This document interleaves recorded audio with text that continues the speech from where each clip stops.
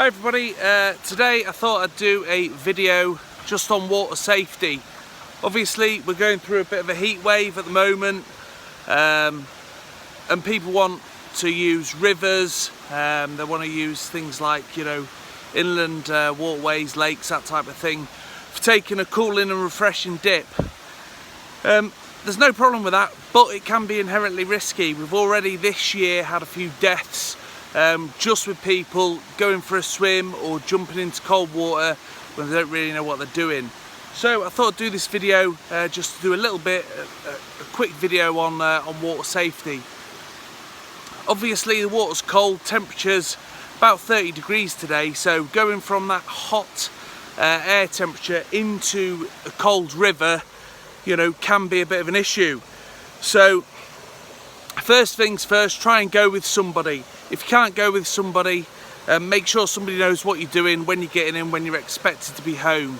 That way, if you're not home in that allotted time, what you can do, they can raise the alarm and make sure, you know, somebody can go and see if you're all right.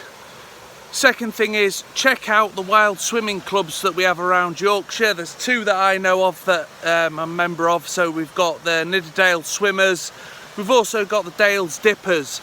They could be a great resource, let you know about the river, let you know sort of what the temperature's been like, if there's any issues, safe places to swim. And then next, really, acclimatization is a really big one. So obviously, we don't want to just be jumping into any old river because, one, we don't know what's underneath, and secondly, you know, cold water shock's real. So cold water shock, your body hits the water. Come here, Bess. What happens then is you'll take a big intake of air. So if you're under the water, obviously, if you take a gasp, you're getting about 8 gallons of air into your lungs. Only take a gallon to really drown you, so you need to be really aware of the water. So slow and steady. You know, I haven't jumped in, it's hot, the water temperature is not freezing, but it is a lot colder. It's going to cool your body really quickly. Okay, so just slow and steady, make your way into the river. Obviously you should have safe access and egress, so here we've got some steps. Alright, really easy to get in, really easy to get out. So just slow and steady, acclimatise your body. Get yourself in, just nice and steady. There's no rush, you don't have to jump in. Okay, so just get yourself cool. The way I like to do it is just douse myself a little bit of that cold water, and that way, you know, we're getting used to the temperature. And then just make your way out, woo, until you're in the water. All right, so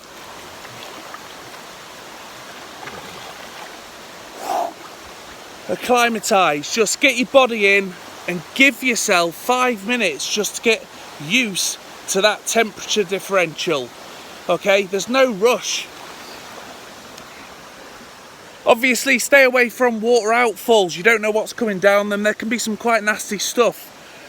Don't stick your head under the water if you can help it. Sticking your head under the water, most of your, best this way, most of the heat is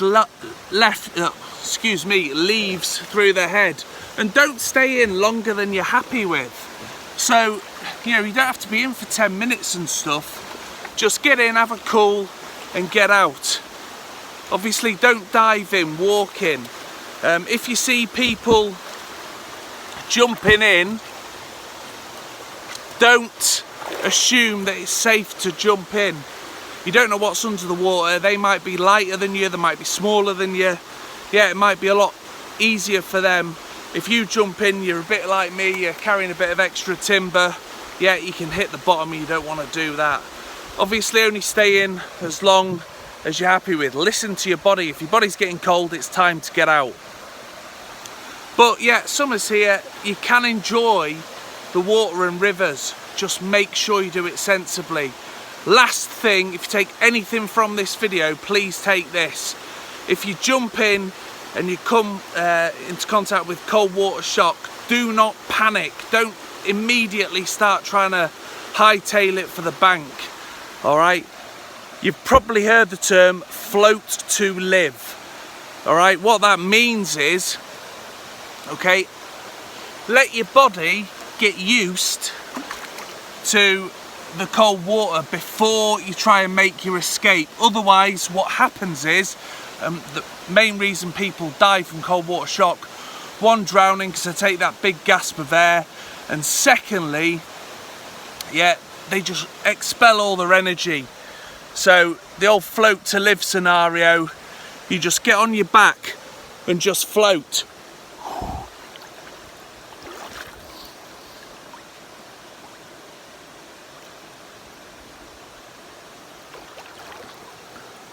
All right, so get into a floating position, wait for the shock to pass, and then make your way safely to the bank to exit the river.